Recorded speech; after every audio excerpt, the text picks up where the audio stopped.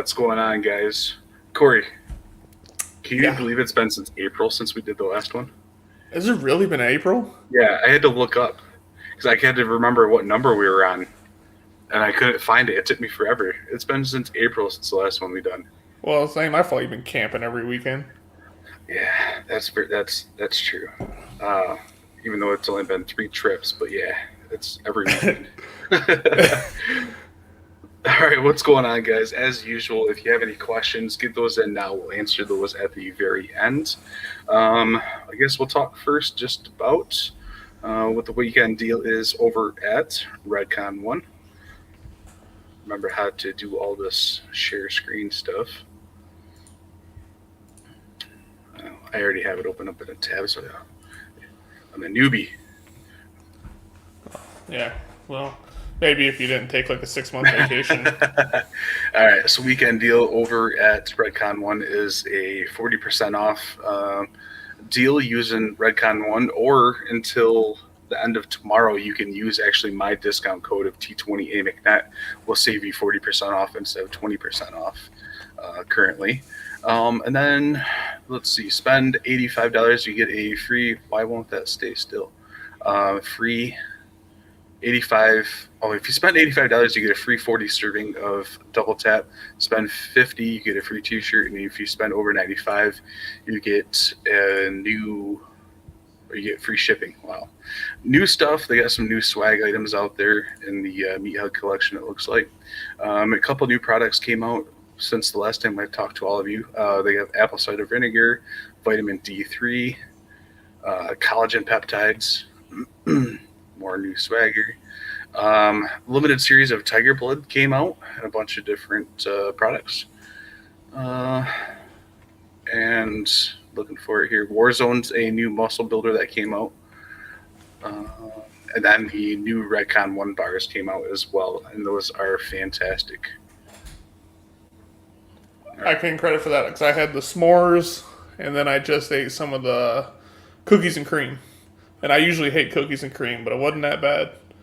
You had a cookies and cream Redcon 1 bar? Yeah. Fantastic. I like the s'mores better, though. All right. What's going on with the focus here?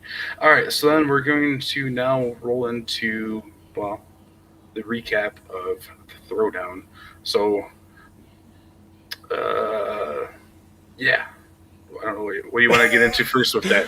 Just how your training went leading up to it, or how you felt the morning of? I think what we should do is we should kind of, explain the throwdown first. I'd say, it was probably one of, I will go out of the way and say it was the best local ran comp that I've ever been in and been to. It's like the last 2 years, it's been fast. It's been, very efficient. There's been no hiccups. The crew that does everything, getting everything set up, everything's there and done. You got places to warm up. It's not overcrowded. There was a lot of people there, but it was you still had room to go back to your, where your family is and sit there. You could eat and drink and all that stuff. I would say it's totally an awesome setup that they have there. Yeah, so luckily we were under a cover that day because there was a pretty nasty storm that came in. I mean, majority of it was after the competition. Yeah. But, it did rain pretty good during the competition, so we didn't have to worry about being outside lifting, which is, not fun. But, you can do it. But especially with those events, we could have thrown a canopy up or something like that and done it real quick. But luckily, we were in a space that was a decent sized roof over everybody's head where nobody got wet. There was people still sitting outside that could have moved inside, but it didn't rain for a terribly long time. But it's a great venue and out in the middle of nowhere, which is great. So they had a food truck too, which is always awesome. Had a food truck, and it was actually a good food too. I know some of the food trucks can have I don't know, it's lunchroom style food. This one had everything. They had hamburgers, hot dogs, pretzels, lemonade, all kinds of stuff. Yeah, I didn't get a chance to try anything this year, but I remember last year we hit it up for sure. Yeah, it was that, and then even like I was saying, like having room to warm up is nice because there's a lot of times in a competition where you get like 1-2 reps in, and that's it. Right. Like they had enough equipment there for everyone because there was 75 competitors I think total. I think he had it maxed out at 70, and I think there was just under 60 that showed up. Okay. So I knew there was a couple that it wasn't full, and some people didn't show up either. So. Yeah, it was, like I say, it was so smooth though. That's one thing that was nice. Like there was no hiccups. Like because they kept the same order for competitors, so you knew as soon as you seen whoever went before you up, like you were good to go. They switched weights quickly. Everything was there was no misloaded things. Like there was no like sketchy equipment. Like it was all really good equipment, which is really cool too. All built like 2 weeks before the competition. Hey man, Brandon, you got to break it in the day of the comp. There you go. Yeah, I guess we'll get right into watching some clips of the. You won't be able to hear the sound, unfortunately. I can't figure that out for either one yet, but we'll share the screen here. We'll share Cory real quick, what he did, and then we'll show mine. All right, so here is Cory's. I'm going to bring this over here so it can try and make it bigger here.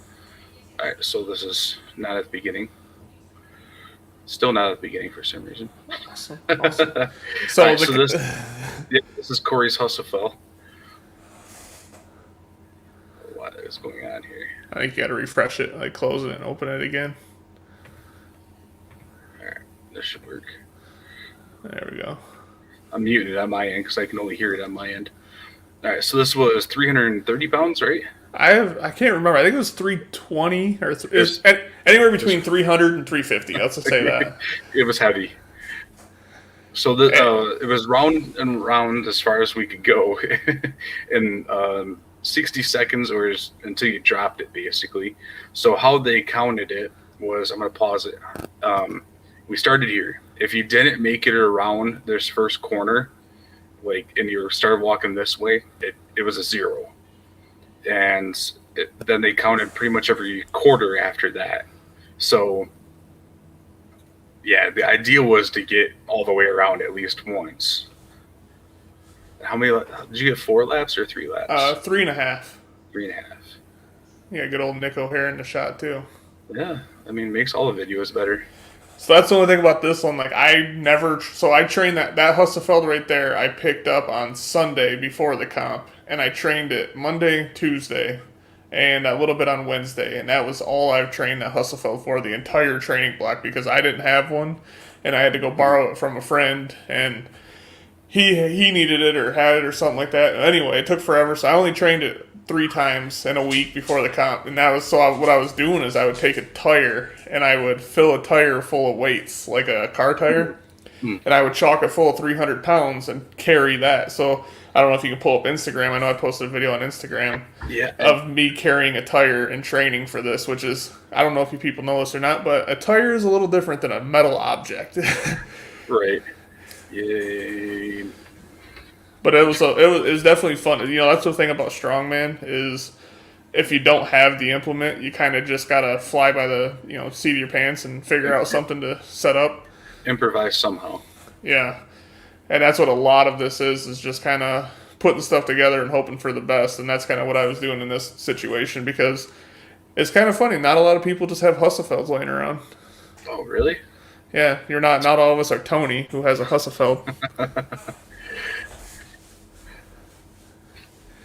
I'm opening up your Instagram. Yeah. I think it's on there. I believe I made a post.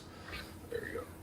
There's been a lot of stuff that happened since the last time we had a podcast. Notoriously, I broke a 45-pound plate in half. I don't. Oh, yeah, here it is. Sorry, it is your last post on Instagram. Yeah, I don't post very often. I'm not a big social media guy. All right, window to the wall. All right, can you see it? Yep. All right. Oh, look at that. So this is how I was training it. Just chalked the tire full of weights, and I didn't know how he was going to set up the square either, so I just went back and forth a bunch of times. He mentioned it in the podcast we did, so I kind of trained it back and forth and in a square, just to prep for it. So how heavy is that? That one is 295. This is the most I could fit into it without it like falling. As you can see, it's like on the edge of falling out. Sure. So that was the most I did in training. Because I was trying to fit a hundo in there, but the diameter or the opening, the hundo is just too big to squeeze in there, so I couldn't get it in there. Because that would have been a lot nicer just to shove three hundos in there. Mm-hmm. All right, let's go over to your training for Hustleful. We'll show your run Hustleful here. Yeah. All right, is this the right clip? Yeah. Yeah, I have so much stuff open on my computer right now. All right. Oh, why is it okay? It's acting super slow for some reason. All right, so you might want to close a window or two. So you wrote 330, so I'll just go with that. I think. Yeah, I put that down there because for some reason that's what stuck in my head. All right, let's try this now. It's still acting terrible. All right, we'll close this window for now. Refresh it. This is awesome.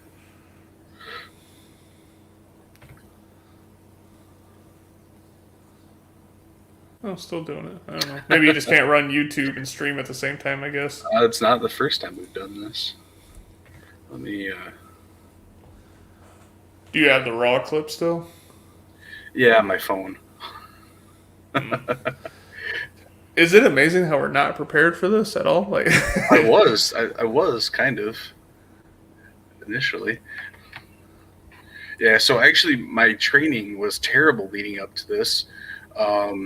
I couldn't do, for some reason, my back would not allow me to get over 270-ish pounds. My back would seize up on me.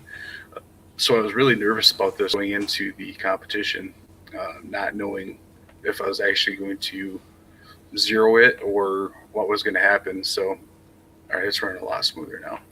I just closed the window and everything. All right. Pulling it back up. First take. We'll just edit all this out. This ain't live or nothing. No, not at all.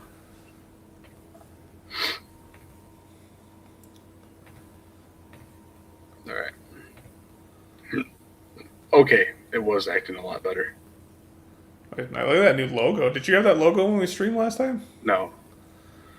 All right, so the first I cut it out, but the first time I went to grab it, we had to pick it flat up off the ground. I didn't grab it in the opening, and I actually almost fell over backwards. So, yeah, I made it around one lap, and I was happy with that.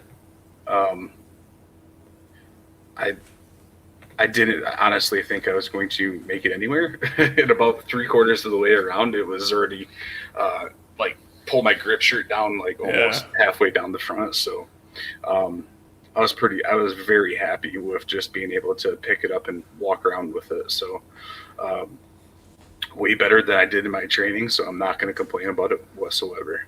And I'm going to say that about every single event. It was way better than my training. So I'm not going to complain about it, except for log, but we'll get to it. But yeah, that's something for I know now in the future is to get it up higher. Like even in my video, I had it probably sitting only right here. I know now that I have to get it try to get as low as possible. I was afraid of because what my coach was telling me is you get underneath it, pick it up, and then huff it up and catch it almost. Mm-hmm. And I tried that a couple times. Doing with that when I had it at home, and it fell. So I didn't want it to fall because as soon as you drop it, the event's over. So sure. I just picked it up and just sent it. I was hoping for the best. So the next event was yoke, and you sent me a clip of that, right? I think so. Yeah, you did. I only got 3 videos.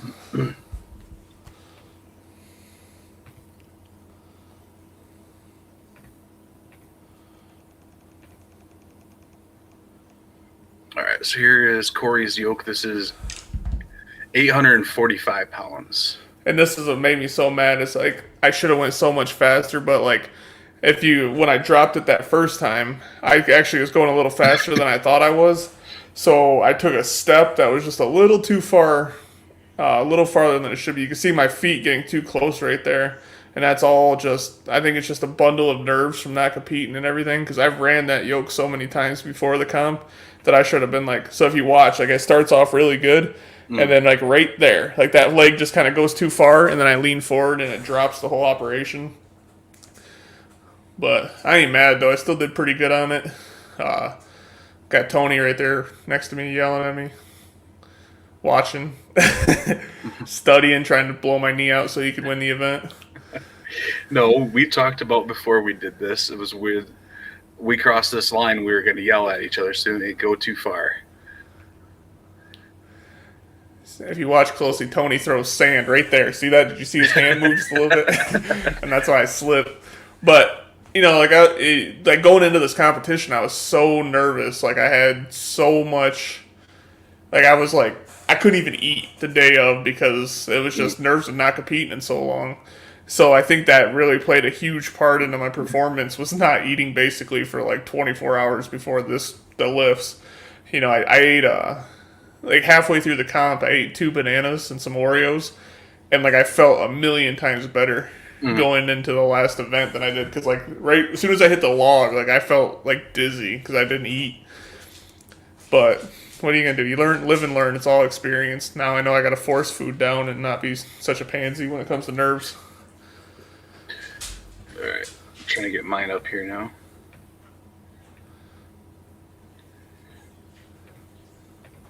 For some reason.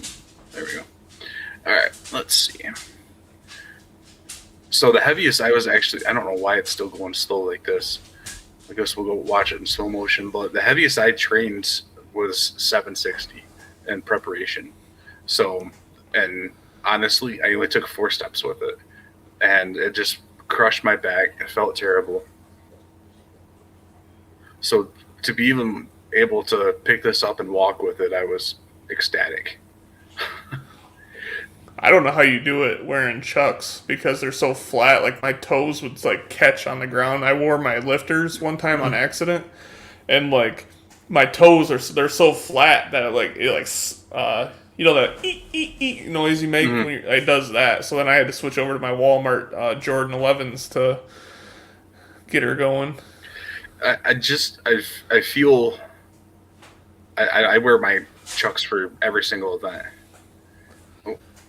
All right.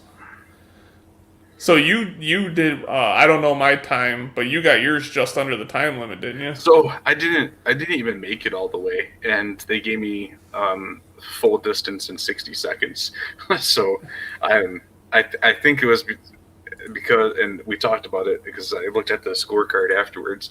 I think it was because I actually like helped push the yoke all the way back to the beginning when I was done. So I don't know. They didn't have any way to measure the distance either. So, and then the guy that came in last, I don't think he even moved it because he got 0 for the event. So that's the only way I could think that that's how it went. So, so yeah, how did your log training go? Since that's the next clip here. So it was an up and down battle the whole time because when I first started doing log, it was starting to move really good, and then I had a shoulder issue, and I thought it was my delt, I thought it was my bicep, I thought it was everything on earth, and then finally a friend said, hey, it might be one of these few things, and he helped me out quite a bit, and it ended up being my teres minor or major was tight, so then I ended up rolling that out, working on some mobility, and it actually helped quite a bit. But then the most I did in training with the log was 270 for 2. So I was hoping to, because I failed 280 about 2 weeks before the comp with my log. So then I was shooting for, I just told myself 260, 280, and then 300 depending on how it goes. And then that's what I was just going to go in with. I wasn't super confident in it because like pressing is not one of my strengths. Like pretty much it's one of my worst events besides overall deadlift. So knew I was going to go in good with the Husafeld and the yoke and stones, and then like this one was just kind of like, well, let's see what we can do. And then this video is 280. So with the 260 log, I didn't get a video of it, but I think it's the same thing. Like my nerves, and I was kind of dizzy. I went to press it. I came down with the press, and it like stopped right here, and then just like went like this, like strict press basically. And it was like the one guy afterwards came up to me. He's like, I've never seen, like, usually when people do that, they fail. I've never seen anyone like stop mid press and then just finish it. Yeah, I was standing there when he came up to you. I don't even know who it was. Either do I. Someone's dad, I think. So then I went up there with 280, and I was like, all right, time to go. Like, this is going to be my, I'll be happy if I hit this. Yep. And like I was like, okay, this is going to take everything I got. So I remembered, like my coach said, he was just like, it's about speed. Like, get in position, get your pinkies up, get in, work on your shelf, and then just like, do your press, and then just like explode.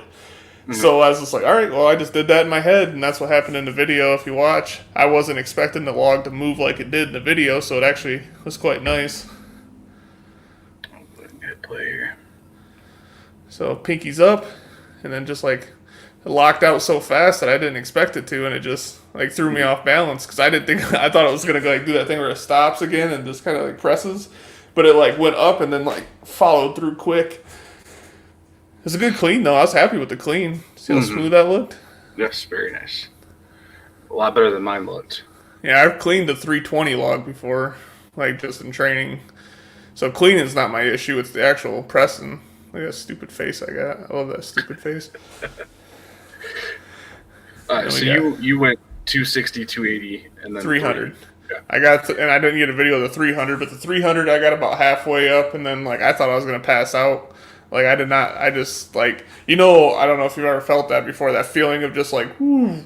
Oh, yeah. Like, as soon as I went to press, it was just, like, I just felt, ooh. So I went back, and I brought it down in front of me, and those mats were a little bouncy. Like, those are, like, gymnast mats. Those things, I probably could have jumped on it and touched the rafters. That's how I felt after the hustle. I felt like I was going to pass out. All right, let's get the big old Zitronus Jr. here. Alright, why is my...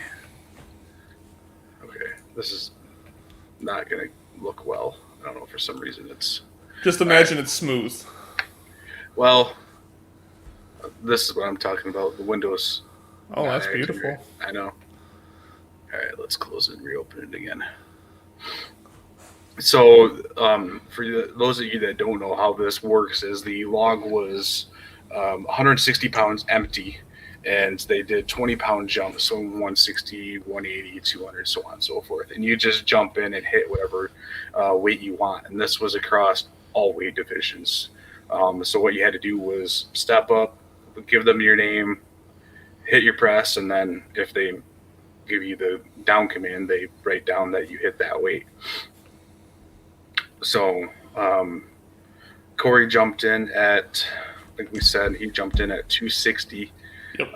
And then with my training, I was consistently hitting over 300, or consistently hitting 300. So I jumped in at, how it normally works is you want your first two presses to be, your first one to be an easy press. Your second one wants to be close to your max, and your third one probably be like the heaviest press you've ever done. Yeah. So that's how it went for me. Is I went with a 280, a weight that I knew I could hit. Went to 300, and then tried 320, and.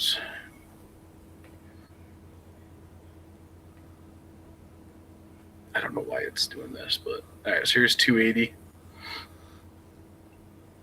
For some reason, every time I went to go clean, my Velcro on my belt came undone. So it might be time for a new belt finally. So because like I know you can't hear audio, but people were like definitely like cheering you on and shit. Yeah. It was pretty loud. I've watched this one several times now, and it was just insane. You don't hear it when you're lifting it. Yeah, you can see my wrist in the bottom corner there. Yeah, everyone like look at look at Matt. Like I love everyone's face on it too. Right. So this is 320. How was your best clean though? Yeah. It's because my belt didn't come undone. And I'm just sitting here with on my chest, and I just couldn't breathe. Oh, all right. So yeah. Oh. That was beautiful. Like it was funny because I was, you could see me in the camera when you did your 300, and I seen you like lean back and like do that press and then start leaning back, and then you started walking back, and I turned and looked, and like everyone's just clearing out, and then like somehow you locked it out while walking backwards, and then stopped just enough to look, and then like he gives you the down, and then you walked back forward. I was like. Well, it was funny because I went up to go press 320, and Logan looks at me. He was the judge for that. He looked at me. He goes, "You didn't hit 300." I'm like, "You gave me the down command." So it was, yeah. I don't know. I just thought that was funny. We had a little moment there where he's like, "You didn't get that, did you?" I'm like, "Oh, you tell me." Yeah, you're the judge. Right. I had it on camera too, or video on my phone still, but yeah, that was. I think if they would have went. Like if I would have, because they kind of asked what we wanted, and they kind of just sometimes do that when the weight gets up there that high. I was hoping I should have told them 310. Could I have done 310? I don't know, but yeah. So the next competition, which we'll talk about in a little bit, is going to be a lot of work. So next was deadlifts, which you don't have you didn't send me clips of your deadlift or your Atlas stone. I didn't get them. Flying around me. So how'd your deadlifts go for training and the deadlift was something I was actually pretty happy with going in because on April 29th, see, like burned into my brain. On a deadlift bar, I failed 550, and I was so mad. And then a friend came, gave me some advice, and I started working on it. And then leading up to the competition, even with my coach and everything, leading into the competition, I was doing good. I worked up to doing 585 for 4 on an axle, so I haven't went back to regular bar yet, but going from failing 550 on a deadlift bar to 585 for 4 on an axle in a matter of April. So May, June, July, 3 months. Like I was super happy with it. So then in the comp, I did the 545 we started with. It was 545, yep. 565, 585. Yep. So I went in, did the first 2, smoked them pretty easy, and then the 585, like I was feeling pretty terrible going into that one. I went to pull, and like everything that I remembered and everything that I learned in the last 2 months just like shit the bed. Yeah. And I started pulling, I got it up to my knees, and I was like, I'm leaning way too far forward.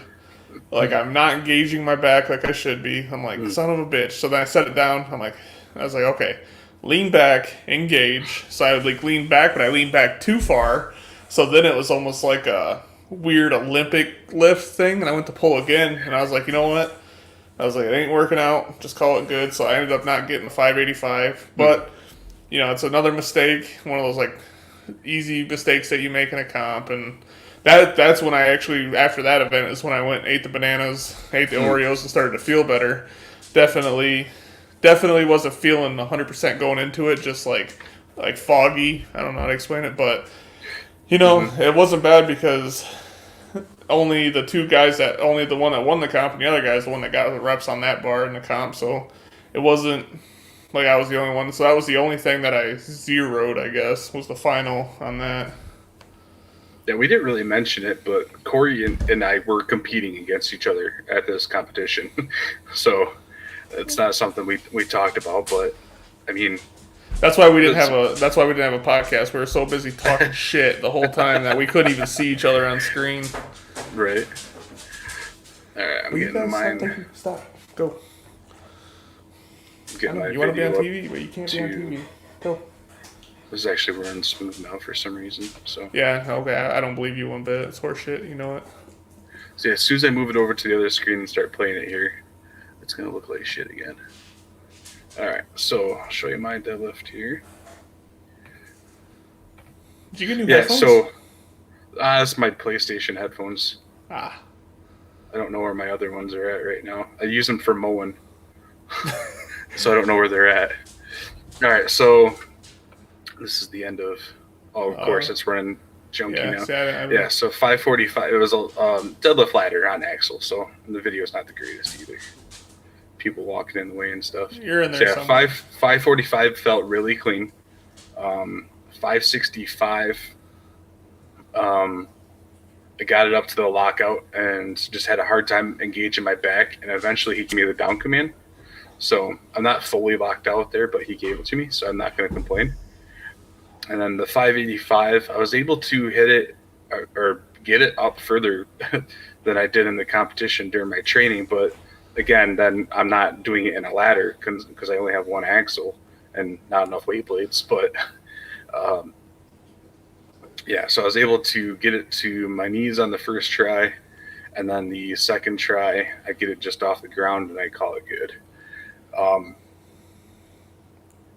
To be honest with you, this is the first competition where I wasn't like super sore or beat up or anything like that the next day or even after the competition. After I did the yoke, there was a guy that was doing body tempering there, and he came over and was, because I had the only area that wasn't like the competition mat because I used my RV mat and set it out. He used his I don't know what do they call those, like a camping mat or like a no the body tempering thing. I just called it What'd a you heavy send? ass piece of metal. I just sent you a training video of my deadlift. I wanted you to show something okay. that you can put that up before we move on past deadlifts. Okay, yeah.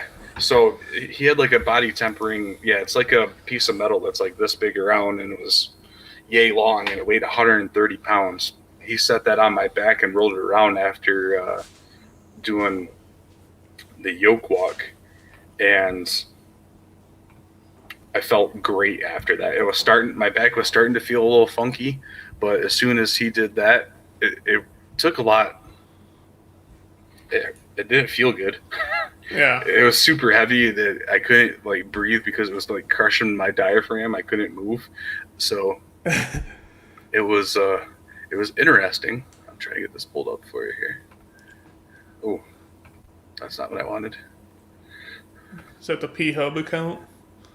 Yeah. No, I'm trying to get your video opened up. Ah. All right. So this is your training? Yeah, so in training, I was getting ready. This was the week of the comp, and I was going to do my 585 lift for the last time, like just getting ready. And I had my straps. I wear the straps that you Velcro like around your wrist, and then they just hang down. Like the VersaGrip type thing? Yeah. So what's funny with these ones is I've had these ones forever, and they're getting old and whatnot. So I was just like, all right. I went to pull. Both of them ripped clean off. So the Velcro itself ripped clean off. And I was like, both of them at the exact same time. And I was like, what are the odds of that? Luckily, I ordered a new pair right before they came in a couple days before the comp. But it was like a perfect timing. It was just the funniest thing. I engaged, and then they just literally ripped. And they're still strapped to the bar. That's the funny part. And I was just like, what are the odds of that? Got the old fun gym, but I was just like, that's one of those like gym fail moments or whatever it's called. Yeah, you need to send that to Cerberus to have in one of their videos. This is why you don't buy cheap shit off Amazon. That's crazy. So I've never seen those type of. I've seen people post about them, but I've seen regular straps break in competitions, and then other people like take theirs off real quick and hand it to them to use. Mm-hmm. That's the awesome thing about this sport is it's we all are very helpful with each other. So how'd your stones go for training? So stones in training was amazing. That's probably my best event going in that I was happy with and everything. That one was something I've been super training hard. I've been doing. Let's see if I can send you another video of it. Because I don't ever post anything online, rarely. So I'm trying to find. So I've been using. My biggest stone I have is my 310. My 417 stone, but right. She hasn't been loaded yet. So I've been training. Let's see if I can find it. So I've been training loading that 310 stone just to high different platforms, and the highest I've loaded it to for so far is a 6 foot platform in a one motion. So right from the ground, one motion, 6 foot over, and then so going into the comp, I said my biggest issue is I'm terrible with tacky. So I don't even with so when I do the 400 stone, I'll tacky, go crazy with it, get it all nice and hot, grab the stone, pull that 400 stone to my knee. As soon as I go to do the transition, like over top of my knee, it slips clean off, and it will literally rip all the tacky clean off. It'll just be like I could smooth skin, no problem.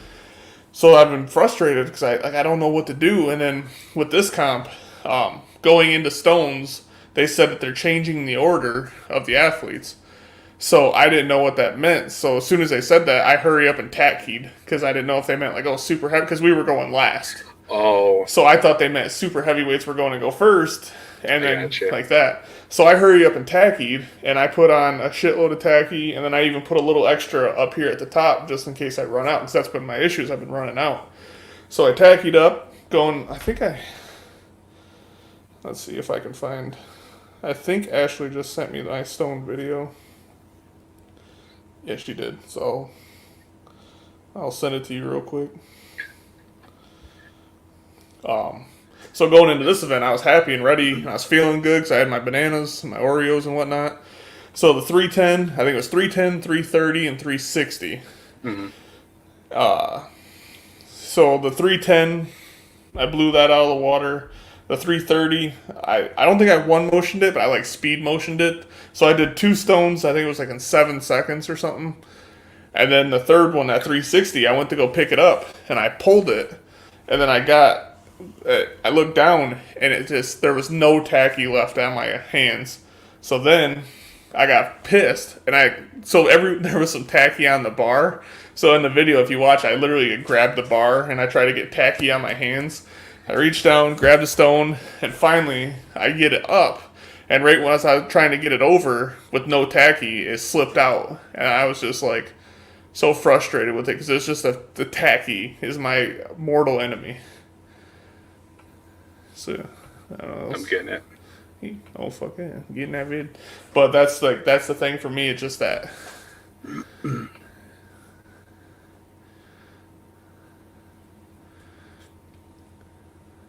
So like these stones flew up no problem.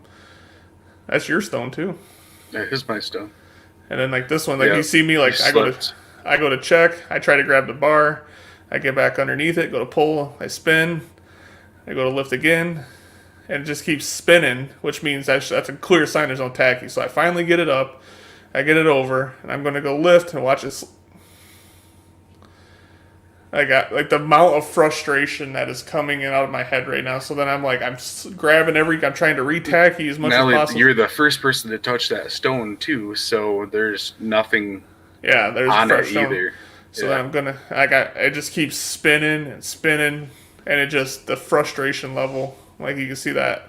I don't know where I was, but I wish I would have been close to come up and get some off me, because I had so much goddamn tacky on me. It was ridiculous. Well, what's funny is, so now as a future little note in my head at all comps, I'm gonna keep tacky next to the thing like that, to where if shit hits the fan, I'm just gonna or I'm just gonna put a big ass scoop like right here, something where where the stone don't touch, and that way if shit hits the fan, I can just tacky up. But that's another one of those like little rookie mistakes. And that's what's funny is I've watched so much World's Strongest Man, and then like even in World's Strongest Man, you'll see them like they'll do their stones and they'll get to the last stone, and then you see them like go like this, and then like re-tacky up before the last couple stones. Unless you're Luke Stoltman or Tom Stoltman, you just fucking one motion everything. But every single stone. I don't know. He has some type of special tacky. I don't know what. Someone tries saying it's level 4 Cerberus, which is horseshit. It's not level 4 Cerberus because that's what I had in this video, and it all came off. It's not. I can't remember I saw it in a video somewhere where he was being interviewed, and he said it was some secret Highland stuff that he wasn't able to share with us. So like fucking goat's milk or something. Right. I don't know why. So yeah, this is the 310 for me. I get it up, I get it over, and it literally stuck to my shirt. And yeah, at this point, I'm done. I went to go lift it here, get it in my lap, and my abductor adductors, whatever that runs the inside of your legs, just cramped up on me, both sides. And I'm like, you know what? Instead of trying this again and tearing something, I'm done. So, yeah. But for not, like, you never even trained stones for this comp, did you? I did once. Also, once in like 6 months. Yeah. So that's not bad for, you know. Yeah. Yeah, and it was at the beginning of my training too. Honestly, and I would have done it more. I really wanted to do it more, but I don't have my garage isn't set up for it right now. Yeah. I got so much. I have to move so much stuff out of the way just to get to my stones. It's not fun. So, yeah, I gotta pull the side by side out. I gotta get everything out of the front of the stones moved out of the way. It's just white people problems. A lot of storage. Yeah. I have to move my side by side before I can get to my stones. Oh, lordy me. My Corvette's in the way. I don't have a Corvette, I promise you that. Yeah, so overall, like I said, I was happy with how everything went for the competition, other than not getting that stone over. But honestly, I think it was my own fault because I had so much tacky on my arms. I tried to get some of it off on my shirt to maybe like, oh, the stone will stick to my shirt better if I do that. But yeah, it stuck too well to my shirt. Yeah, I even thought of, you know, like in training for this, I was like, you know what, maybe it'll be better if I train without a shirt. That will really help with, you know, like Tom Stoltman doesn't wear a shirt, so maybe there's some science behind it. I don't know. So then I was like, okay, well, let me try it, and I'll send you a video of what happened a picture of what happens when you do stones without a shirt for a full training day. You lose your nipples.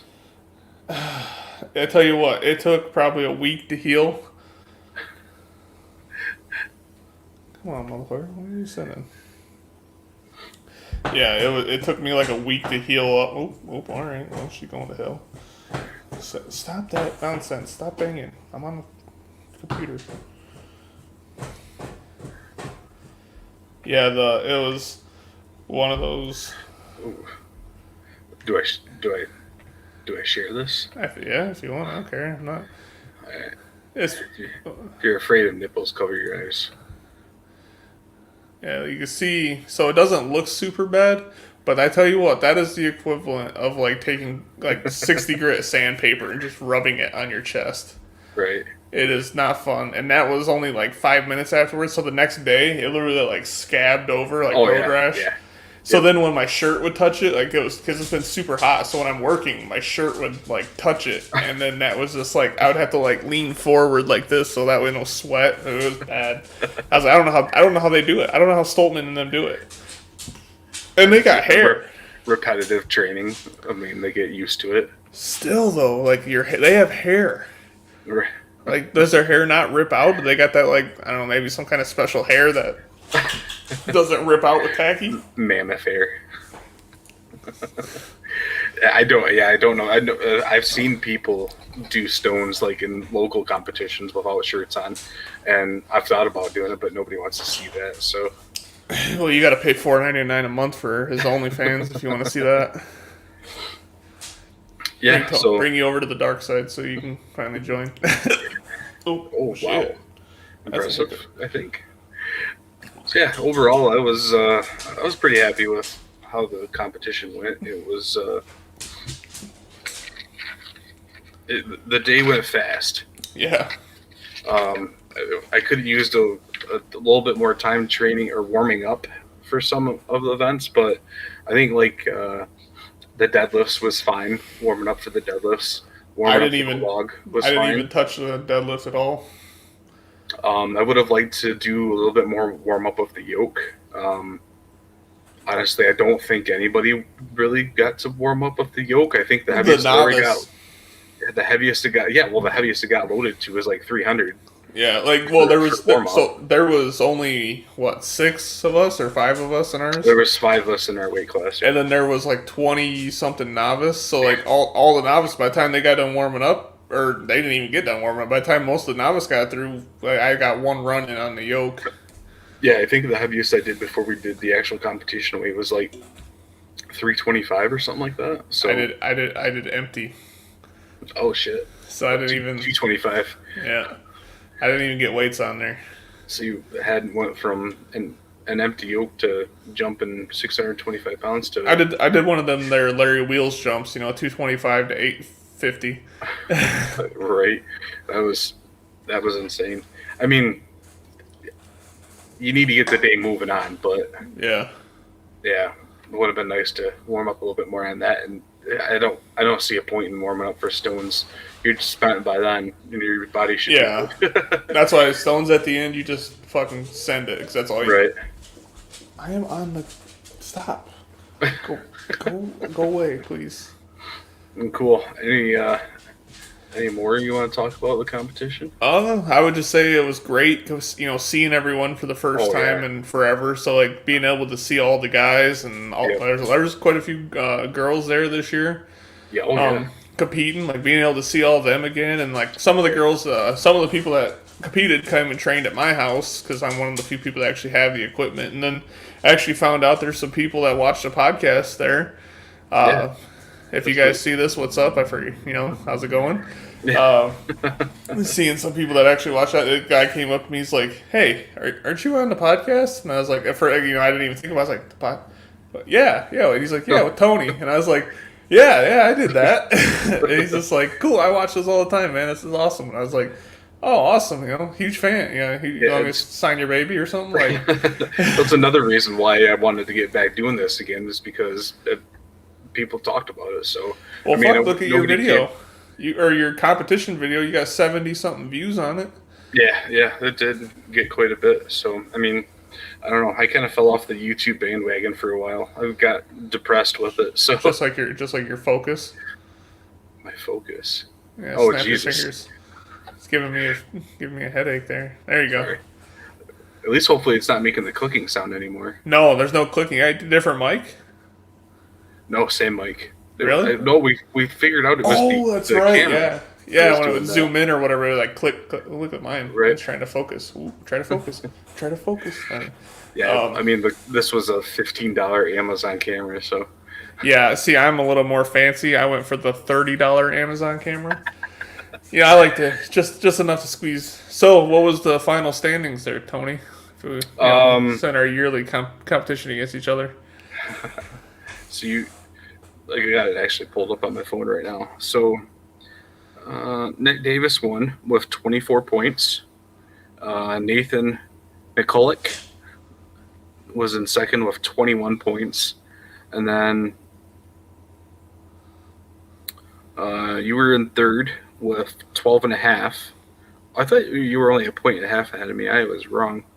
You were 4.5 ahead of me. I had 8 points. And then Nick took the other Nicholas.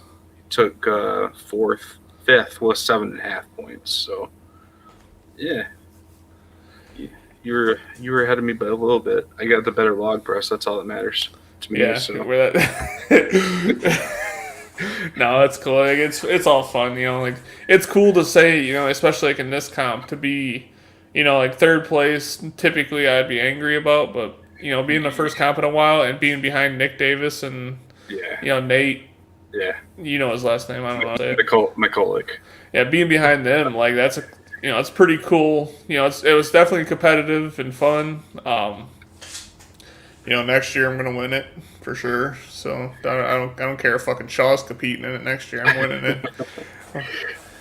No, yeah. I had a good time. Like you said, it was great to see everybody. Strongman's a different sport. You are competing against other people, but you're friends with everybody that you compete against too. Like Nick Davis is, a great competitor, world known because he was competed at under 23 a couple years ago. But he's still liking all my posts from the competition and reaching out to me before the competition and stuff like that. So no, it's very cool. I mean, and then me and you doing this together and competing against each other, and we went out to dinner afterwards, and you finally came over to your house, and that should have been a vlog alone right there. Yeah, got out of the tornado warnings. Yeah, you finally got to come to the old Iron Farm gym. The new one. Then the Yeah. old one. Oh yeah, so yeah, this is the ye old new Iron Farm gym. But yeah, it was a great show. Enjoyed it. I enjoyed it last year too, even though I wasn't able to compete. But it was still a good time. Yeah. Would have liked to win some of the money in that log though. Well, the best press was what, 340 was the best? Yeah, Nate pressed 340. I believe that Nathan on his second attempt was 320. And then he went for the state record at 365 and didn't hit it on his third attempt. So he went over 340 to try to get the state record. And then Nick got 340 on his second attempt. So he didn't even have to make a third attempt. So yeah, because he went 320, 340. And I bet you if he had to, he probably could have got 360. Maybe. Because I think he posted a video doing 350 in training, but he was fresh. Like in a comp, it's a lot different. Yeah. That's one thing I noticed too. Like even in comp, like in training, because if you think about a comp, you're maxing out everything in a row. But in training, because like there's plenty of times in training where I was like, I should be able to get this for at least 4 or 5, and then go to a comp and get it for 2 because you're already just sandblasted from doing all the other stuff. But, it's like, that's like next year. That's one thing I'm really working on now is I'm working on my deadlift and my overhead. And that's something that I really want to get down more of my static strengths. I'm pretty good with athletic stuff for being a big guy. I'm a pretty athletic big guy. So I really want to work on just raw static strength stuff like the log, the deadlift. We don't really do any squatting events, but if we ever have to, I want to be good at that too. I've only had to do it twice. I'd be happy with a squat event. So this is Nick's 340.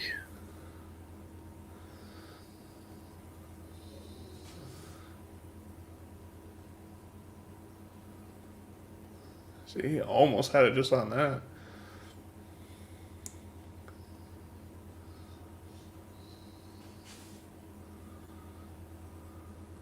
Yeah, look how bouncy the mats were. Yeah. I guess one of the novice guys hit themselves, like the log came up and hit him right in the face.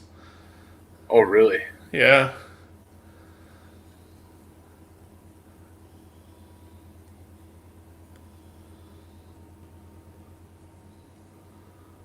Yeah, that recovery. Everyone was like walking around that day with the log, like all the shit flying off the end. Like everyone was kind of walking around and whatnot that day with the log. Yeah. It wasn't a bad log. A lot of people were talking shit about it, but I thought it was an awesome log. Yeah. I mean, it was because even the way he designed it, it was more like a pit bull, like longer. And it had those like big bells on the end where the weights like go inside the bell. So it made it 160 empty. So that should be something right up your alley. Yeah, yes, for sure. With Death Log. Right. No, and he was showing me the log the day before. In the center, in between the handles, he put a plate in there too. So if you did run out of room on those end bells, he had custom plates made to go on the inside of it to make it even heavier. So when they had that 365 loaded on the log, that was about the max that you could fit in those end bells. Really? So yeah, it was. If you would have added any more, you probably wouldn't have been able to put clamps on. Yeah. Oh. I mean, spring clamps are a little bit smaller than the clamps that he had. So those might have been able to hold it, but the clamps that he had, I don't think he could have put any more weight on. Yeah, well, good things the Drunus didn't show up for a log then. Right? What did he just hit? He just hit over 400. Yeah, and did you see the video? Yeah. It was like, dude, I don't know how he does that shit. He's just like, today I go do log. I do 150 kilo for 3 sets of 8. And you're like, 150 kilo? That's like, and you look it up and you're like, gee. And then he's just like, in the video, he's just like. Let's see if he's got it on this. Same thing with squat. And he's like, today we squat 300 kilo for sets of 8. And it's just all nice and controlled, nice and easy. Because they have a max log at the Shaw Classic, don't they? I believe they are going to have a max log again, yeah.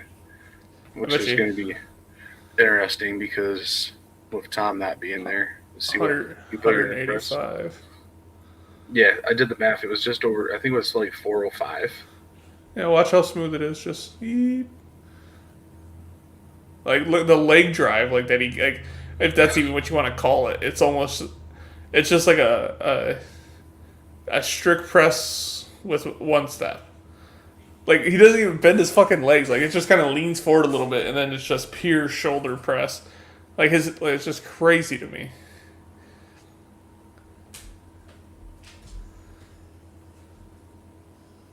Look at that. Definitely not his peak, but still, like when you're 40 something years old to be able to do 185 like that. Right. That's just, it blows my mind. I wish I had that power. All right. Cool. Anybody in here saying anything yet? No? Cool.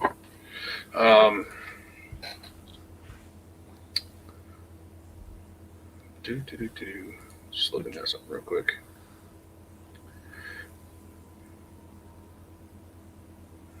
So I posted a Q&A on my Instagram as well. All right, so that's pretty much, I think I covered everything with Throwdown. Overall, like I said, great competition. Can't wait till next year. Mm-hmm. Can't wait to do it again. Throwdown 2022. That's going to be weird to say 2022. 20, yeah, it's going to be 2022. 2022. 2-2 of 2022. 2-2 of 20. Anyways, the most anticipated. Oh, we got to talk about next time. Well, also, before we get to the next time, before I forget, the most anticipated competition of 2021 is going to be going down around Christmas time. We have to do the Liftmas. We're going to try and do Liftmas this year? We're not going to fucking try. We're doing it this year. Because it's literally the biggest comp. There's pay-per-view tickets are going to go on sale soon.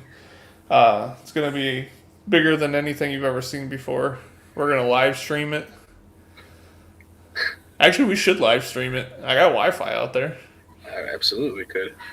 We could have just like the podcast formation, but have someone that set it up a little better and stream it to Facebook and stream it to this, and that'd be fun. Just gotta figure out a date. Yeah. Anytime around Christmas. So from November 31st to January 15th. As long as you're not fucking camping.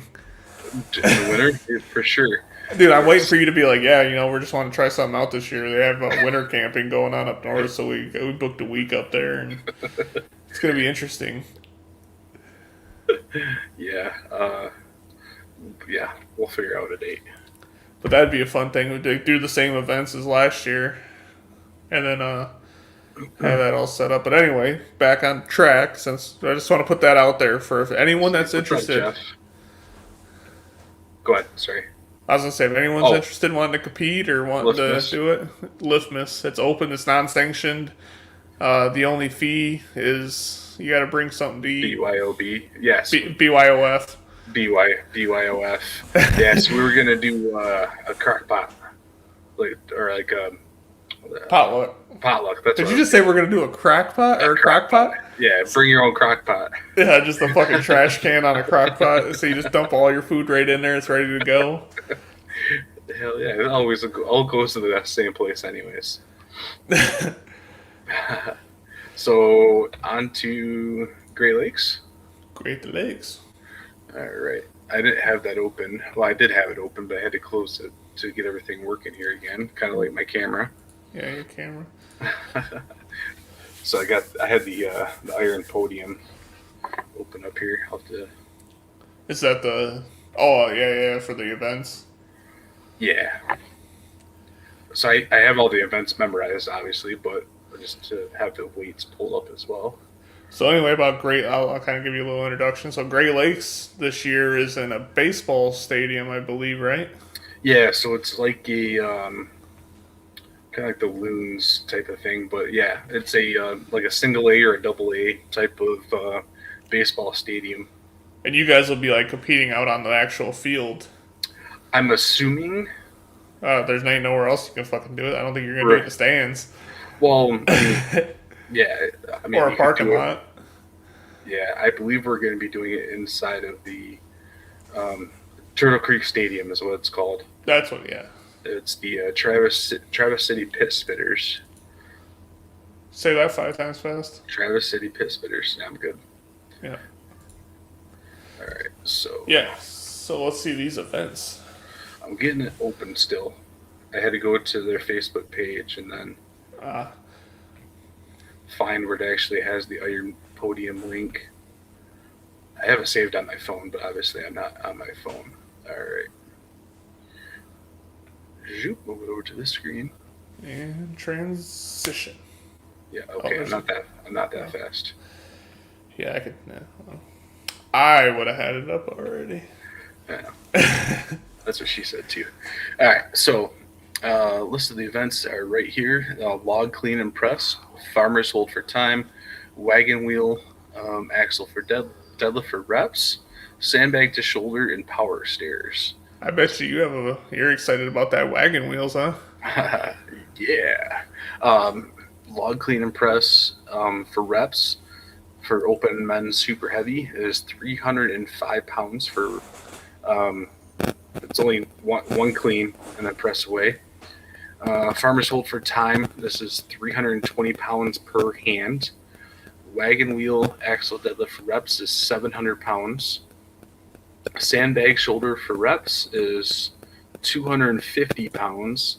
And then power stairs, I don't know how this is going to work. Normally there's like 3 implements and it's 3 different weights. And this says just 500 pounds. I bet you it's probably just one set for like 4 or 5 stairs, probably, or something like that. Because how we did it for Battle of the Borders, there was 3 of them, and it was 4 stairs. And they were 400, 450, and 500. So I'm hoping it's something like that, but I don't have a clue.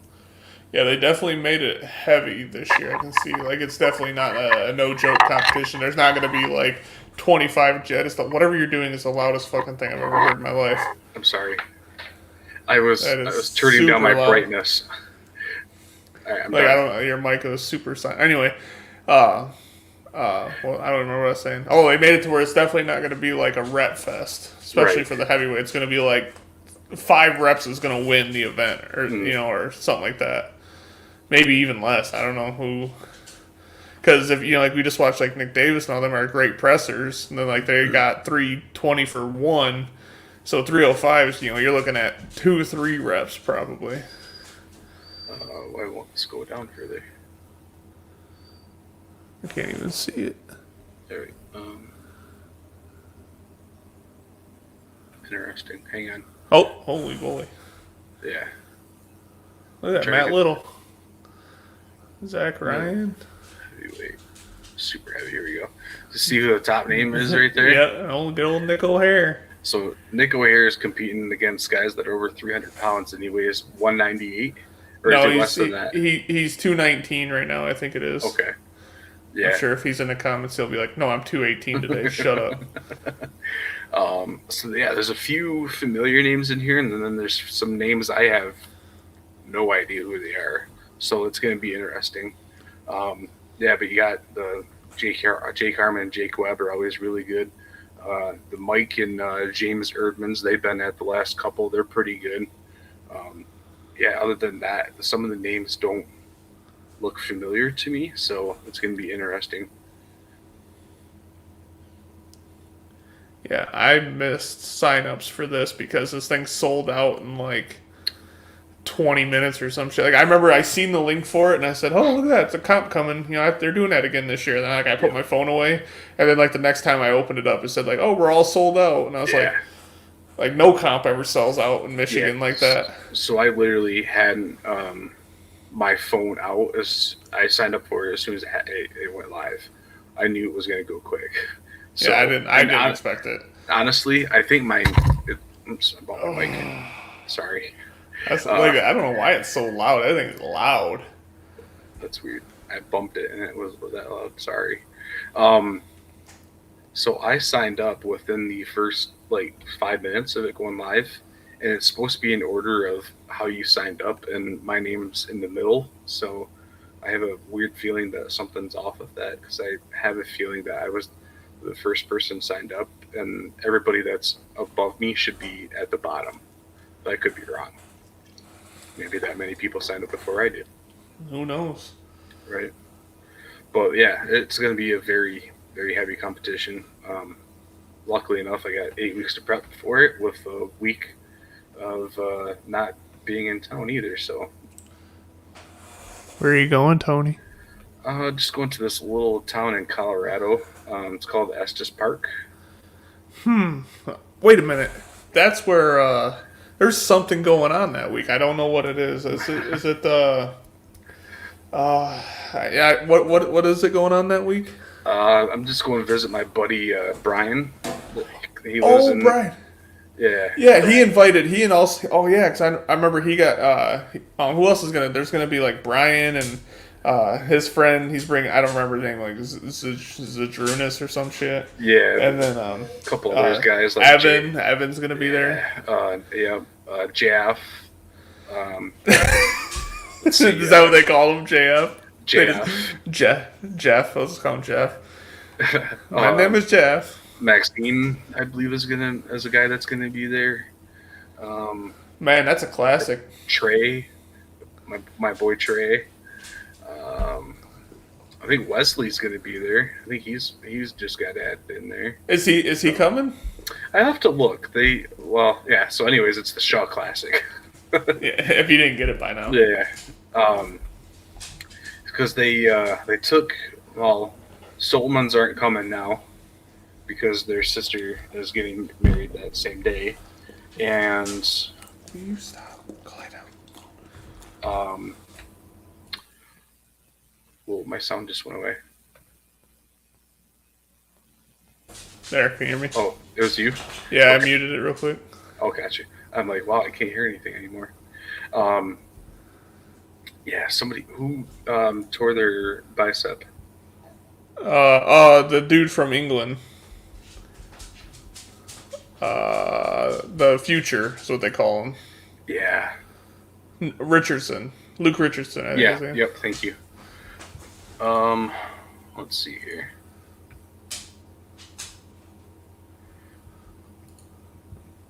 Is this the most up? Okay, let's see. You got Brian Shaw, J.F. Carone, Alexei Novikov, Trey Mitchell, Jerry Pritchett, Adam Bishop, Bobby Thompson, Konstantin Janashia, Matus Kiliskowski's coming. Is he? Interesting. Oberst, Evan Singleton, Graham Hicks, Kevin Ferris, Misha. Misha was one that was added. Misha. Misha Shivikov. Oh, I thought you were talking about Clive. I was like, he's competing again? No. Yeah, so Janashia, I think Kevin Ferris and Shivikov were added because those three dropping out. And then Smoxdalis, Maxime, and Savickas. That's going to be an awesome match. Yeah. Hopefully everyone stays healthy going into it. Yeah, hopefully. I mean, Luke Richardson is unable to compete due to the injury that suffered at Worlds. He tore his bicep. And then Tom and Luke would both withdraw because of sister's wedding. Yeah. Bobby Thompson was added, not Ferris. And then Konstantin and Shivikov. Which, I mean, those guys all did really good at Worlds. Shivikov didn't go through to the finals, but Bobby and Janashia both won their heats, right? Mm-hmm. Yeah, so... Yeah, Bobby's doing a lot better. He's gotten a lot more in the last few months. He will be interesting at log. Yeah, because he has the American log press record. Yeah, he will be interesting at that max log. Does it have the list of events? I know it's split up between 2 days, Friday and Saturday. And then, here we go.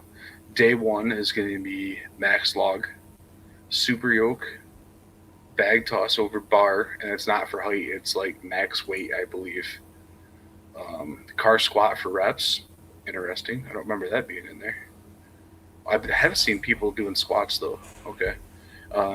Day 2 is going to be max Hummer tire deadlift. Wheelbarrow with an arm over arm pull medley. I think that's load the wheelbarrow too, because that's what Shaw's been training. Is loading some sandbags into a wheelbarrow and then carrying the wheelbarrow and then doing an arm over arm pull. And then circus dumbbell for reps, and then Atlas stones. That sounds awesome. Bag toss, car squat, medley, and Atlas stone events will be done in a head-to-head fashion with 2 athletes competing at the I've same seen time. that big ass thing he's building in his YouTube video. Yeah. So that's going to be like the whole stage. So they'll have it up. He kind of did like a layout of how the event is going to be laid out, like a graphics of it. And it's going to be like 2 big uprights on each side and then a cross member going all the way across. And the arm over arm medley is supposed to be like a rising weight, kind of like they had at WUS Dubai type of thing, is what I'm imagining it's going to look like. So it's going to be sick. Yeah, I was able to get the first tickets that came out. That's got the meet and greet and all that. So I'm actually kind of jealous about that. It's going to be awesome. yeah, you should be. Yeah, well, I didn't want to pay the $500. $500 per ticket. All right. I was trying to see if this video on here has got the layout. I know I seen a picture on, what was it? Was it YouTube that he posted, like the picture of like how the stadium's going to be laid out? Yep. It should be pretty cool. So I'm not sure how it's going to be laid out. I'm assuming there's the stage, and then there was like tables all the way around the stage, and then like 3 like grandstands. So I'm hoping that those tables around the stage are for the first 100 people that got tickets, so we can sit up front in front of everybody. So you're the first like 100 people, like in the world that got the tickets. Correct. Yeah. That's so insane. the meet and greet tickets, he was only able to, at the time because of COVID restrictions and everything, he was only able to give out 100 tickets for that. And then I believe for the general admission after that, he had 300 tickets. I'm not 100% sure on that though, and they were $300 a piece still, and there's still some of those tickets available. So yeah, I can't believe those didn't sell out also. What you him hawing about? Got an issue on my screen I gotta fix though. It's weird. Oh. Trying to get everything figured out here. Good old technical difficulties. Training for Great Lakes is going to be fun. Already did 2 events yesterday just to try and get back into the swing of, training again after the competition is always fun. Not even a full week. I'm going to go train again tonight here, do some... You're working overnights again? Yeah, I'm on nights right now, so I'm going to go do some log tonight and some accessories for log. So what do you got on the old agenda? For tonight? Yeah, like the actual... probably work up to like probably 260 and do like a bunch of reps with that. Since it's not a max event, it's a rep 305 for reps. So I'll probably work up to 260 and do like a 5x5. Now, what would be, so going into the comp, what's your goal for like each event? So like for the max log, what's your goal for reps? I don't know. How many reps would I like to hit? Yeah. I've never hit 305. to begin with. So my max right now is 300. Could I do 305? Probably, yeah. Um, I don't know, more than five would be cool. But one would be good to begin with. Yeah, I think So I think though, looking at that weight, like I think 5 would win the event. Like I can't really see anyone getting like 8, 9, 10 reps with 305. right, I could be wrong. Like I don't watch everyone's Instagrams and stuff, but like that's right, if you think about it, that's a lot of weight for, especially even though it is just press and go, but bringing 300 plus pounds down on your chest, right. breathing, and then doing it Yeah, again over and over. That's a lot of weight. yeah, for sure. Um, so yeah, that would be five would be awesome. Um, yeah, for the farmer's hold, I think anything over 20 seconds would for me would be good. Yeah, so I did 280 yesterday for 10 seconds. Um, yeah, so I'm not far off in weight on that. I can't remember what I said, 320 per hand. So yeah, 325, I think. yeah. So I'm not far off in weight for that. So I'm pretty happy with where I'm at currently with that. Deadlifts one right now would be cool. Yeah, 750. That's even um, with being wagon wheels and like wearing a suit, like 750 yeah, is no joke. Like that's right. a lot of weight for, especially for reps. It's not even like I can see whoever wins probably doing like 5 in a suit, Yeah, or 8, like maybe 10. I don't know, but that's all. 10 seems like a lot for 750, even in a yeah, suit, yeah. because the suit just makes it to where you can't breathe Yep. unless you like specifically train suits. Like you usually hit 1, 2, 3, 4, whatever reps, and then that's when you're on the verge of like blowing your nose out and passing out.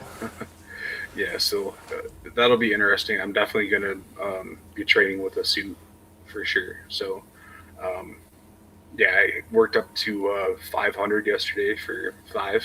So I was happy with stopping at that for being 5 6 days after a competition Yeah, and hit deadlifts again already. So um, sandbag, I have no idea. I've never sandbagged to shoulder before, so it would be interesting to see what I can do in that.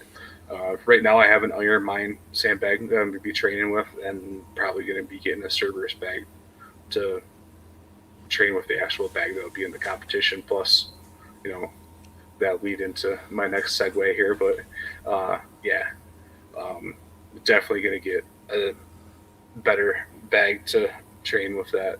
And then what was the last one? Power stairs. So I believe when I did power stairs at Battle of the Borders, I was able to do the 400 and the 450, and I couldn't clear the first step on the 500. So uh, be happy with getting a decent time on that, even getting yeah. up to that weight. So Well, hell, think about it. You just deadlifted 750 for however many you did, and then you go into doing a power stair, which is it's not a deadlift, but it's basically, you're going from the floor up, and then you got to use that hip drive to get it on the yep, step. Like, it's no joke. there's a lot of back stuff in this Yeah. competition. I mean, you wouldn't think that with log, but you're lifting 300 pounds up. Well, and It's you're sitting it, like right here, in a so you're weird squeezing your position. back to hold it. So it's not, yeah, it's no joke. Shut up, phone. I thought I shut you up. So yeah, there's gonna be a lot of back stuff in this Yeah. competition. So Well, your back's doing a lot better too, because I remember a few months ago, like you were afraid to even like deadlift light weights, and now you just, yep. like you said, you just pull 500 for 5. I was afraid to bend over and touch my toes. Yeah. The half the part of battling out of an injury is psychological. Like you're afraid to push it too much. Mhm. That's what's nice, like too, like having a coach sometimes, because they're the ones that kind of like, hey, like you can do this, you can, just get Right. past that step. It's all in your head. And Yeah. then you go out there and tear your fucking hamstring off, and then they're like, well, maybe it wasn't all in your head. Did you remember that guy who went on Husafell and tore, or we thought he tore his hamstring or something? Did you see Yeah. the pictures? I'll have to send you the pictures of that guy. He was bruised up pretty bad. Didn't Big Kev hurt himself too? Yeah, he popped his hamstring too, but I haven't talked to him since then to know what happened with him. But I don't know if he ended up tearing it, but I think he definitely hurt it or strained it, so that's why he just sat out. He said there's no yeah, point in actually doing big damage. as soon as he picked up the hustle. Yeah, 'cause that one guy was like crawling after he went to go pick it up, and then yeah, that guy. I can't remember his name. He sent me a friend request on Facebook. yeah, he legitimately like went to go pick it up, and the next thing you know, like he's on the ground, and I was like, oh boy, like it didn't look good. So he probably did tear it then, huh? Yeah, it was definitely bruised up, and you could tell it was pooling. So yeah, I'll have to find him. I can't remember his name. That's fine. Yeah. So what kind of training are you going to do, lady? Like, so you're just going to go take your time at it, or are you going to push pretty aggressively, or what do you got planned? Right away, just start working on the weights. Not going, not going to be pushing it right away. Probably not until like a week or two. I'm going to do a gradual weight increases every week up to the competition. Because you said there's 8 weeks. Yeah, as of tomorrow, 8 weeks. So you have pretty much a 8-week prep going into it. So yep, one deload and the rest are sending it. Yeah, the deload will probably be pretty much in time for going to Colorado too. So it'll be perfect timing. I am looking around at gyms over there already. So why don't you just work out at your friend Brian's house? Yeah, I might talk to him. Shoot him a DM. Yeah, just say, hey, I got a comp coming up, and I'm going to be out there anyway, so I was just wondering if I can swing by, and, hey, I'm a YouTuber, too, I got over 1,000 followers, and... 312. I got over 1,000. I got over 1,000 TikTok followers. That counts, right? Yeah, you just be like, I have like 312,000 followers, and, like, you're not lying. Yeah. Yeah, that's another thing that's you kind of blew up on since we done this is your TikTok. Yeah, so I was very adamant for a long time of even downloading the app. And then after I downloaded it, it took forever to even upload anything. And then I started kind of uploading stuff and started getting into some groups with people, and I can't remember. I posted a video like, hey, you follow me, I'll follow you back type of thing. And I literally, in a week, went from like 500 to 1,000. It was just like that. It was insane. I don't get it. It's a crazy app. Yeah, I still don't have any. I watch some TikToks, but I'm not a big social media guy because I kind of, I don't know. I don't have a lot, like running a business, working out, being at home, doing all this stuff. I don't have... It's hard for me to like go, I want to put a video out. Like I think in the wintertime when I slow down, I have plenty of time to do that stuff. I do want to kind of record myself a little bit, maybe do some more YouTube style stuff, but I never had a computer for editing either.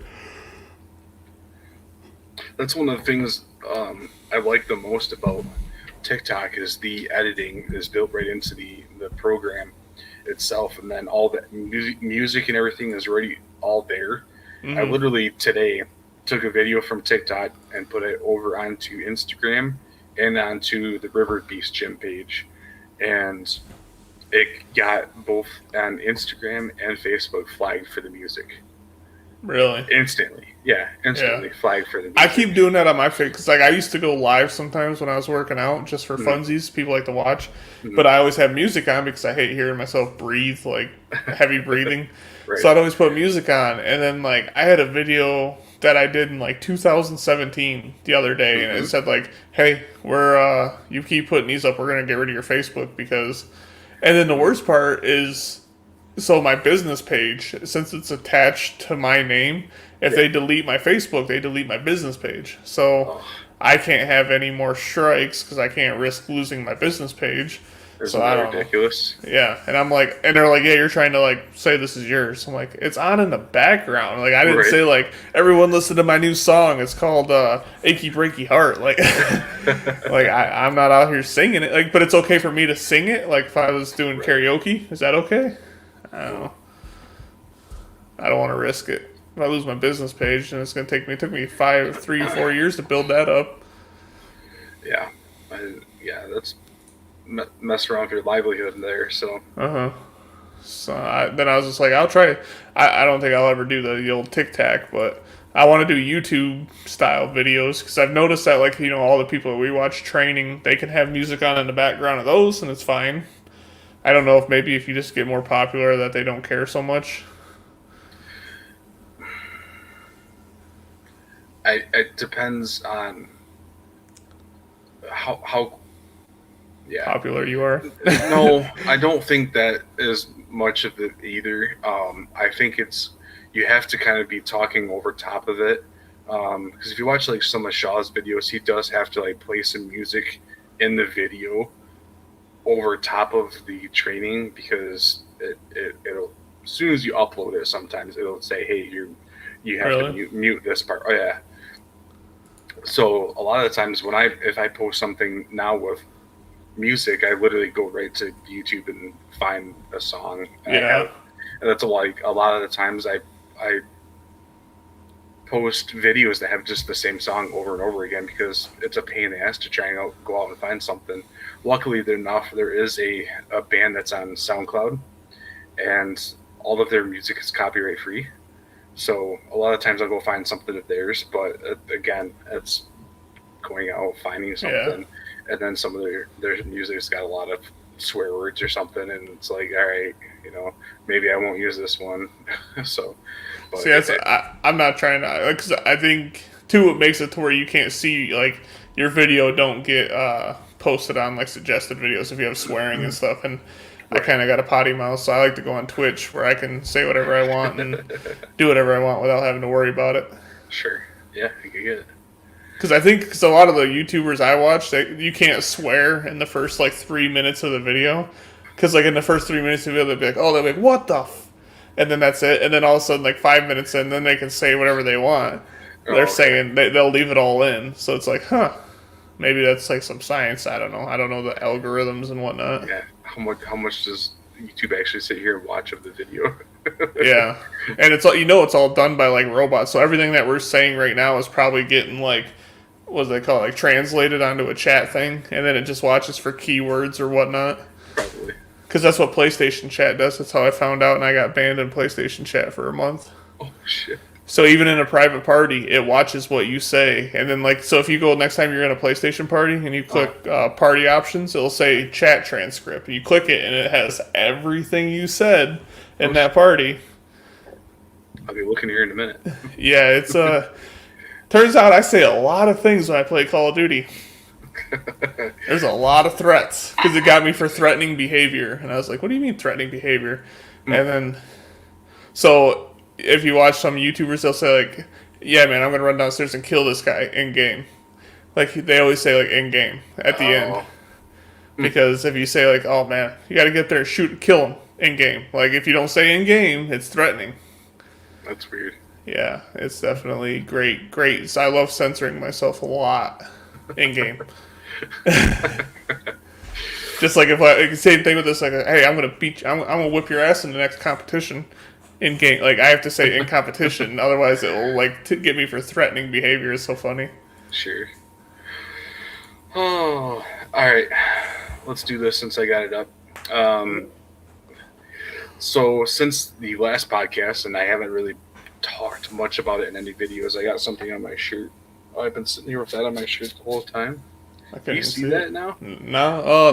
Now that you pointed out. Somebody in the chat's gonna be like, "Oh, what the hell?" No, because there's one person watching.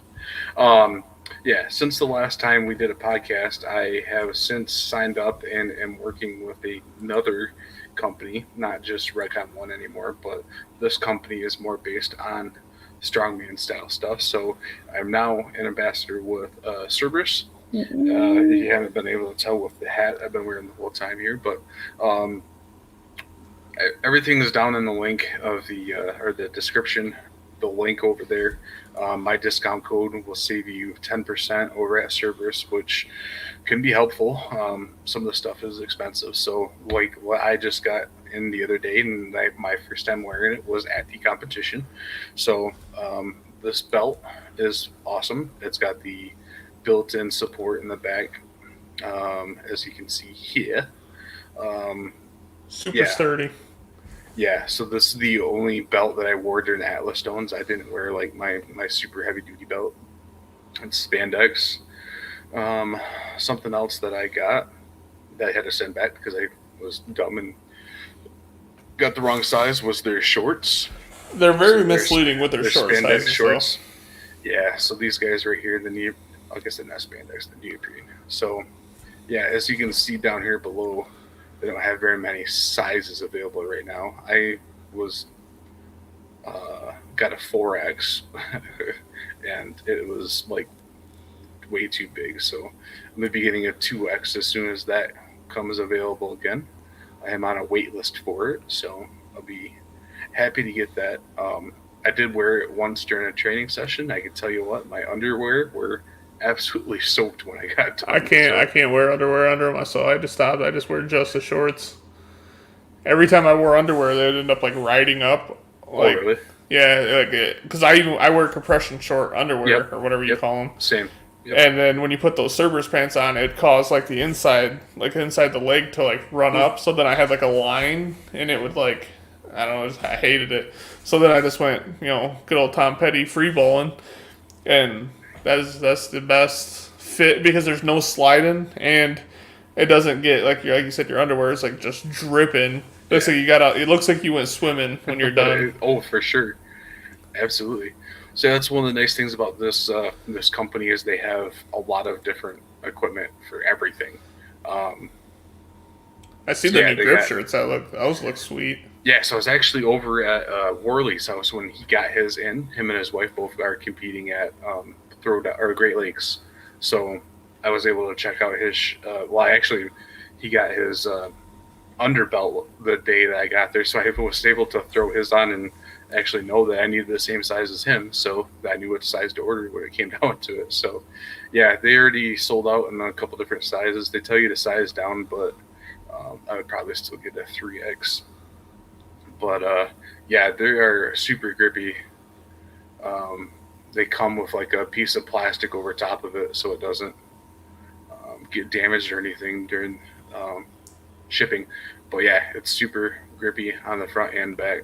But yeah, for now I'll just use my iron and stone one for now. But I actually used Fred's shirt, which was an I saw that. A7X. Yeah. I think is what it is. And I just bought a pair of their actual leather stone sleeves too.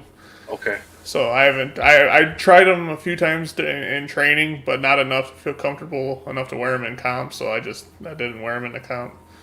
Gotcha. Fucking sandbags. Yeah. So this is one of the things is they are actually sponsoring Great Lakes this year. They're one of the sponsors for the sandbags, obviously. So I'm gonna be getting probably one of these just to train before the competition because I think it's gonna be a lot easier to use this than it will be my iron mine, which is kind of like this bag here. So it's sealed at the top. The old cheater strap. Yeah. So. Yeah, sandbags. I don't have like so. I wear really thin gloves with sandbags because the material that the sandbag's made out of always ends up tearing up my hands. Okay. Like it wakes them raw, especially training them. So that's why I forget what they're called. They're like gardening gloves, but they're grippy gardening gloves. That's what I use when I do sandbags, and it really helps out a lot. And plus, I got my sandbags too. So if you're ever available before the comp, we can train. Yeah. Yeah, that'd be cool too. I should have just stole it while I was there. Yeah, if you could load it after the comp. Load it after the comp. Yeah. Oh, okay. What's your weight to shoulder? 250. 250. Yeah. I do this. So I use when I do my conditioning right now. I'll carry the 200 and I'll get down to the end and then I'll throw it over shoulder, like literally like throw it over shoulder, pick it up, carry it to the other end, throw it over the other shoulder. It's definitely not fun. Not fun at all. Well, cool. We still got one person in here. Do we have any questions, or did you come up with anything, Cory? For question-wise, how do you feel overall about your performance? Like, how do you feel overall with your training leading up to your performance, and then like afterwards of the competition this year? My training definitely could have been better.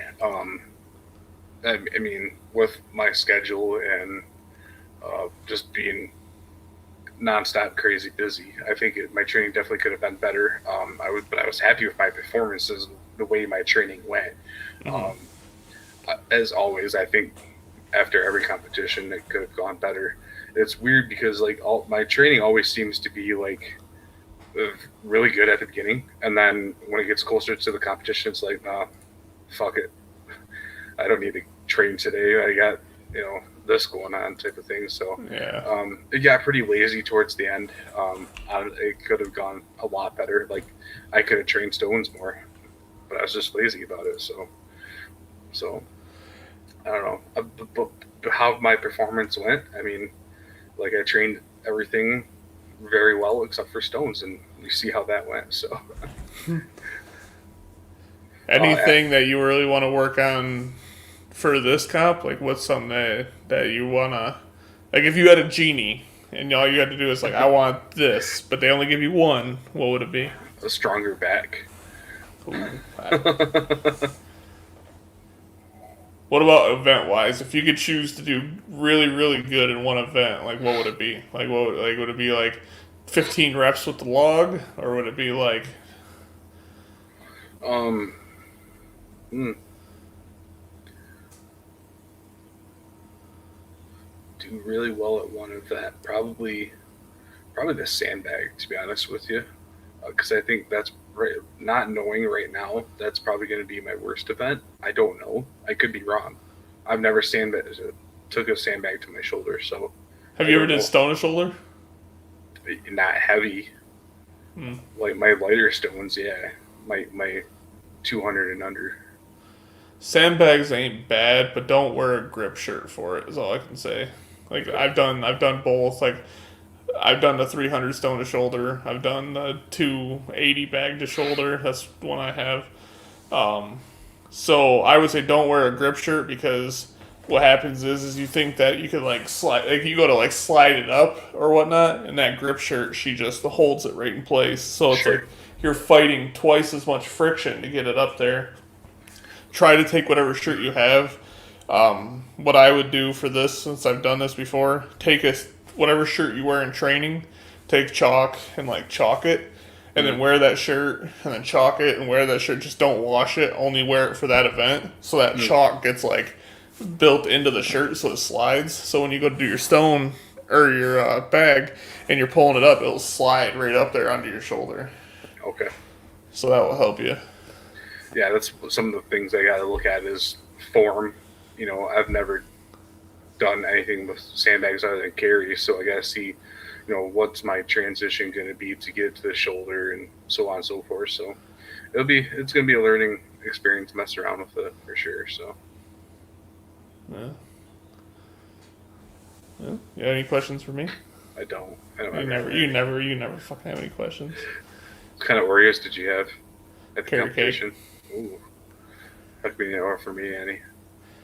You weren't around. I can't believe you didn't sit by me. I was kind of sad. Well, I technically, to be fair, I sat first. I was there before you, so you're the one that ran away and sat away from me, because So, there was room next to me. Just so saying. to be honest with you, I was the first one set up there. I just wasn't there. Huh? So the day before the competition, I went over there and set up my RV mat. So I had my area claimed. I just wasn't there. All right. Well, so next year, I don't know if you know this or not, but I wrote my name in the sand. So A that week spot, beforehand. that is, so I did that after the comp. So technically, I was the first one Oh, to claim a okay. spot for next year. So Cory sits here. there's someone's gonna change this. Says Cory shits here. God damn it, Adam. Yeah, it would be Adam too. For sure. What the fuck? I'm not even moving. Cool. Who's still in here? Any questions? I deleted my Instagram post because people are looking at it, not asking anything. I don't even know how to make a post like that. On Instagram? Yeah. Do you know how to make a post to your story? Is that the one where it's like the little circle, like your At the picture? top, yeah. What do you do? Just take a picture of the floor, then type any questions or something? Well, I deleted it already. I'll show you, but Yeah.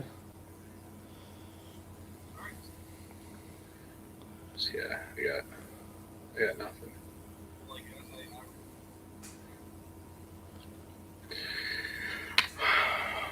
Do you follow Huck Finn on Instagram? I don't. Oh, I was gonna say. So, a funny story about that. I don't know who's in here watching, but I got a buddy who's a Redcon 1 tier operator who lives up in Traverse City, and he was at his gym in Traverse City, and Huck Finn was there at the gym in Traverse City, and he was talking shit to my buddy because he must not like Redcon 1. My buddy was wearing a Redcon 1 shirt, so he wanted to do a video, and he was the only one there, so he didn't have like anybody to videotape him. So my buddy actually was the one that recorded on Huck Finn's phone for the video, and he did like some incline press or something with some heavy dumbbells, and then shotgunned a beer at the end or something stupid like that. Yeah. Yeah, my buddy said he was just a complete total tool. Well, he does have his own supplement company though too, so it's probably why.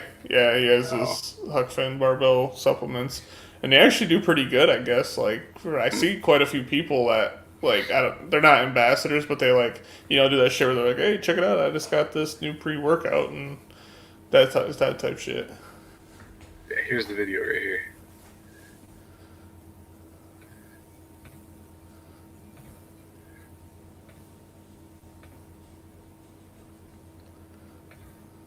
Yeah, so he chugs a beer first, or takes a sip out of a beer, hands it back to this guy who's wearing an animal shirt.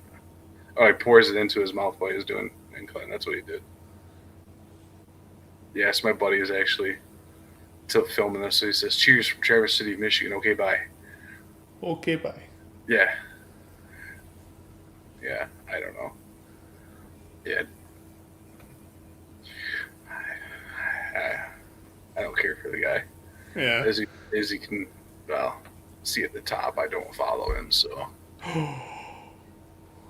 Instagram hate. I don't know. I need to get better with it. I need to start posting more. I think I could actually get some people to like it or follow it or whatever. Like I just need to be consistent with it. It's not, especially like running a business and shit. Like I don't think about that stuff. Like I barely post for my business, and like that's one thing that's funny because like I have my own Facebook and website for the business, and like I never sit there and go like, we need to run specials. Like I see some other companies do it, and I go, oh, that'd be a good idea, and I go, well, fuck, I should do that. Like I never even think about it. That's awesome. Well, cool, man. Anything else you want to talk about? Yeah, when's the next podcast? Ooh, good question. I appreciate you asking me. I'll circle back to that. April. Let me look at my schedule real quick. Do next weekend? I am going to be gone next. Let me make sure it's next weekend. How do I go down? August. I'll be gone August 6th through the 9th. Yeah. So, let's see. When I get back from Colorado, then. We don't necessarily have to do a weekend either, too. Unless you're fucking, I guess you're camping in Colorado and then I'm not camping. I remember the other day I have to work I told you I got to work 14 shifts in a row.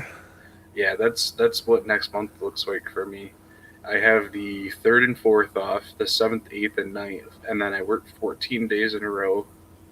And then that last day I get out and we leave to go to Colorado. That's going to be a fun travel trip for you. I hope to sleep. You're not going to. I'm not going to. No, not even the least bit. And the funny thing is with the time change and how early our flight is out of MBS, we go to MBS to Chicago. We have like an hour layover, so that catches us back up on Michigan time. You're going to be like me on Florida. Like, remember when I fell asleep in the food court? Yeah. But that flight was even earlier, wasn't it? That was like 5 or 6 in the morning, I think. Well, that's what our flight out of MBS is 6:05. Oh. So then we go to MBS to Chicago O'Hare, and then we go O'Hare to Denver.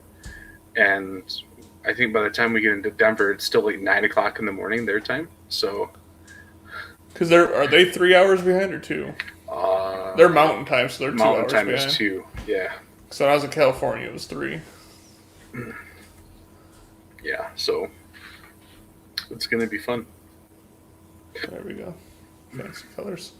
Sounds great. So yeah, whenever I guess maybe we might be able to squeeze one out like on the 3rd or 4th. Or what's today? No, today's the 30th. Yeah. Holy shit. Soon to be the 31st. Yeah, so that's only in 3 days. Yeah, so never mind. I'm so behind. We wouldn't have any topics by then. Well, maybe after the Shaw Classic there. Yeah. Are you gonna live stream or not live stream? Are you gonna make like videos and stuff there? Or? I'll probably do a little bit. It all depends, really. I don't know how much we'll be allowed to do. I don't know. I kind of want to enjoy the experience more than film it and stuff like that. So I'll probably at the meet and greet, trying to get video and pictures with all the guys and stuff like that. So. If you have to do me a favor when you're doing the meet and greet, you got to get one of the guys, give me a shout out. Just be like, hey, I got a buddy back home who's a big fan. Give him a shout out. Or have Zadrunas call me a piece of trash. I don't know, something. Just you got to do that at least, since I don't get to enjoy all this awesome. I got a blood blister on my hand. Okay, that's besides the point. Yeah, I'm definitely gonna try and do something. Have one of the guys like record a little clip for my intro or something like that would be cool. That would be cool. Right? Or my outro. You're like, hey motherfucker, I paid $500 to meet you for 30 seconds. You better say something. Kind of like the Kaz, or he's just like, yeah, this, I love what you do. What's he say in the Massonomics podcast intro? Information how to get strong, how to stay strong, and how to use your strength. And it's funny because their podcast has nothing to do with any of that. They're just like, hey, Kaz, can you give us a podcast intro? And that's what he said. Right. Yeah, I'll have to get... well, it's got to be somebody else. Maybe like Oberst would be something funny for him to say. You fucking get him. He'll give him $5. He'll need it. Get a haircut. Well, I kind of think like... there's a bunch of guys that do like intros for like other strongman pages, like Zadrunas does intros for. I can't remember the page. He does cameos too. His cameo's only like $25. Oh really? Yeah. I wonder if that's like Lithuanian money is a lot.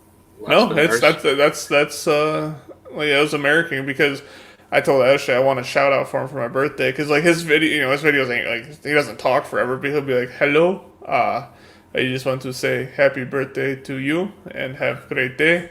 Stay strong. Have a great day. Like that. That's his video. But hell, if you know, like you, Bobby Thompson's been doing that now, to where you pay $20 and you get 30-minute with him video like this, and he'll help you. Like if you say, hey Bobby, how can I increase my log? And you literally send him a video, and then you'll go over the video with you and be like, yeah, try putting he'll do a full video breakdown with you and explain it. And I think like an hour is like $50. Oh, so if you ever need a breakdown on how to make your log press go better, just $20, send it to Bobby Thompson. Easy money. And you get to talk to him. It doesn't cost $500. Damn it. I get to meet 15 guys for $500, so. You get to hang out with 15 guys for $500? Yeah. Ooh. Yeah. Link in description. All right, buddy. As always, good talking to you. Yeah, this is fun. We're looking forward to the next one. All right, man. Thanks, everybody, for not watching, and we'll catch you in the next one. See ya.